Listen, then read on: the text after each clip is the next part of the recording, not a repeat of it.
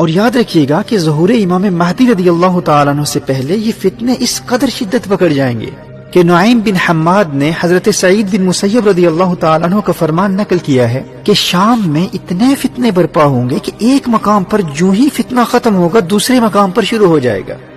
فرمایا اسی دوران فلا تتناهى حتى ينادي مناد من السماء ان اميركم فلان،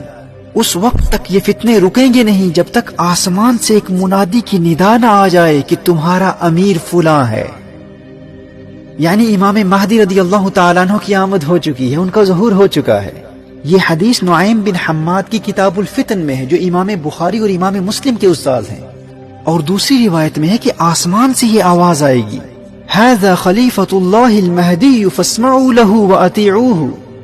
یہ اللہ کا خلیفہ المہدی ہے، اس کی اطاعت کرو. اور یہ آواز مشرق و مغرب میں گونج اٹھے گی، اور اس آواز کی گونج ایسی ہوگی کہ سونے والے بیدار ہو جائیں گے. اس آواز کو سن کر سونے والے اٹھ کھڑے ہوں گے. اور امام مہدی مدینہ منورہ میں ہوں گے اور مدینہ منورہ سے مکہ مکرمہ پہنچ کر اقتدار سنبھالیں گے. اور پھر کچھ وقت گزرنے کے بعد امام مہدی رضی اللہ تعالیٰ عنہ پر حملے کے لیے سفیانی اپنی فوج بھیجے گا، اور سفیانی کی یہ فوج بیدا کے مقام پر زمین میں دھس جائے گی. اب چونکہ سفیانی کی اس فوج کا زمین میں دھس جانا امام مہدی کے ظہور کی علامات میں سے ایک واضح علامت ہے. اہل علم نے احادیث کی روشنی میں اس علامت کو ظہور مہدی کی ایک بڑی اور واضح علامات میں شمار کیا ہے. جب سفیانی کی فوج زمین میں دھس جائے گی، اس علامت کے ظاہر ہونے کے نتیجے میں دنیا بھر کے اہل اللہ، اولیاء اللہ، ابدال الشام، شام کے بڑے بڑے ابدال اور اصائب عراق مکہ مکرمہ میں کعبۃ اللہ کے سامنے مقام ابراہیم اور رکن حجر اسود کے درمیان امام مہدی رضی اللہ تعالیٰ عنہ کے ہاتھ پر بیعت کریں گے. اور حضرت عبداللہ ابن عباس رضی اللہ تعالیٰ عنہ کی روایت کی روشنی میں اصحاب کہف بھی امام مہدی رضی اللہ تعالیٰ عنہ کے مددگاروں میں شمولیت کے لیے آ جائیں گے. اور امام بدر الدین عینی علیہ رحمہ نے عمدۃ القاری صحیح بخاری کی شرح میں اپنی تحقیق کی روشنی میں اس حدیث کی سند کو مرفوع لکھا ہے. اور آگے چل کر دجالی فتنوں کے مقابلوں کی تیاری کے حوالے سے میں کلام کروں گا کہ کس طرح ہم اپنے آپ کو تیار کر سکتے ہیں. اگر ہم اس وقت زندہ ہوئے یا ہماری اولادیں اس وقت موجود ہوں تو دجالی فتنوں سے بچنے کے حوالے سے ہماری حفاظت کے لیے روحانی اور مسنون طریقے کیا ہیں. اس ضمن میں سورۃ الکہف کی اہمیت اور سورۃ الکہف اور اصحاب کہف کا جو آپس میں باہمی ربط ہے، اس پر انشاءاللہ آگے چل کر تفصیل سے کلام کروں گا. تو میں امام مہدی رضی اللہ تعالیٰ عنہ کے ظہور سے پہلے کی اور بعد کی چند بڑی واضح علامات پر کلام کر رہا تھا. اسی طرح منصور جو کہ اہل بیت میں سے ہوں گے اور ان کا لقب الحارث ہوگا، اور اہل علم کے نزدیک یہ منصور امام مہدی رضی اللہ تعالیٰ عنہ کے بھائی یا چچا زاد ہوں گے، اور ان کی دائیں ہتھیلی پر ایک سیاہ تل ہوگا، اور وہ اس وقت مشرق کے آخری کونے میں ہوں گے اور اہل خراسان کے ساتھ مل کر امام مہدی کے حق میں سفیانی سے براہ راست مقابلہ کریں گے. اب اس چچا زاد بھائی کے حوالے سے روایات میں بہت اختلاف ہے، آگے چل کر میں اس کی وضاحت کروں گا. اچھا دیکھیے، سفیانی کی فوج جب اللہ کے عذاب کا شکار ہو کر زمین میں دھس جائے گی،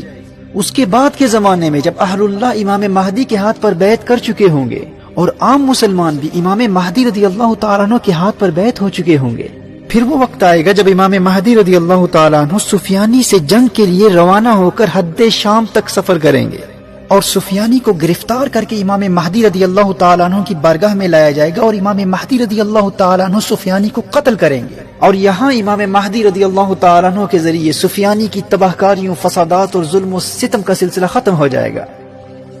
اور پھر دنیا یہ نظارہ بھی دیکھے گی کہ زمین اپنے جگر کے ٹکڑے سونے کے ستونوں کی طرح ظاہر کرے گی.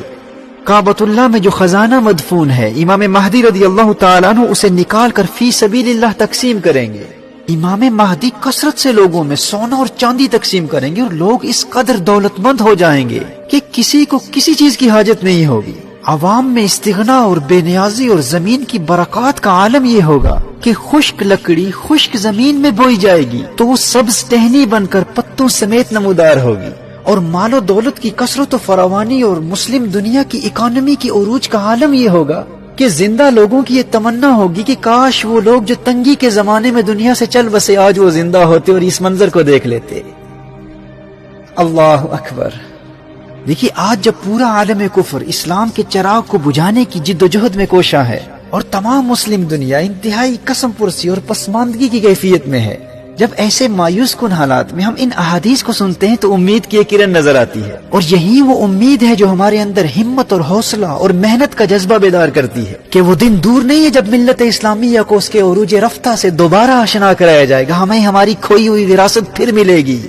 جامع ترمذی کی حدیث ہے، فرمایا لا تذهب الدنيا حتى يملك العرب رجل من اہل بیتی۔ سبحان اللہ، فرمایا یہ دنیا اس وقت تک ختم نہیں ہوگی جب تک میرے اہل بیت سے ایک مرد عربوں کا حاکم نہ بن جائے۔ اور سنن نبی داؤد کی حدیث ہے، فرمایا اللہ جل وعلا مجھ سے یا میرے اہل بیت سے ایک مرد کو بھیجے گا، یملأ الارض قسطا وعدلا كما ملئت ظلما وجورا، جو زمین کو عدل و انصاف سے ایسے بھر دے گا جیسے یہ زمین ظلم اور جور سے بھری ہوئی ہے۔ اور سنن نبی داؤد ہی کی ایک اور حدیث ہے، فرمایا المہدی من عترتی من ولد فاطمہ، وہ کون ہوگا جو دنیا کا نقشہ بدل دے گا؟ فرمایا یہ مہدی میری عطرت سے، میری فاطمہ کی اولاد سے ہوگا۔ سبحان اللہ، یاد رکھنا وہ مرد مجاہد جو آج کے اس مفلسی، غربت، قسم پرسی، پسماندگی اور ظلم و ستم کے زمانے کو عدل و انصاف، امن و آشتی، محبت و رواداری، دولت اور خوشحالی کے زمانے میں بدل دے گا، وہ کون ہوگا؟ وہ فاطمہ الزہرا کی اولاد میں سے ہوگا، اس کی رگوں میں میرے آقا کا خون دوڑ رہا ہوگا۔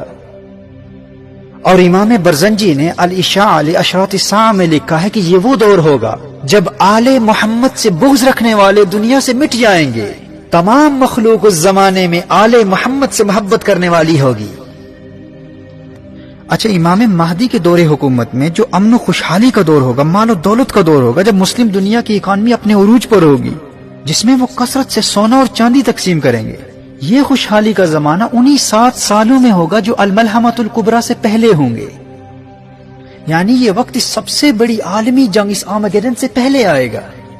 اور اس الملحمۃ الکبریٰ کے بعد کے زمانے میں امام مہدی رضی اللہ تعالیٰ عنہ قسطنطنیہ بھی فتح کریں گے اور روم کو بھی فتح کریں گے، اور فتح روم اور قسطنطنیہ کی فتح تک دجال کا خروج نہیں ہوگا،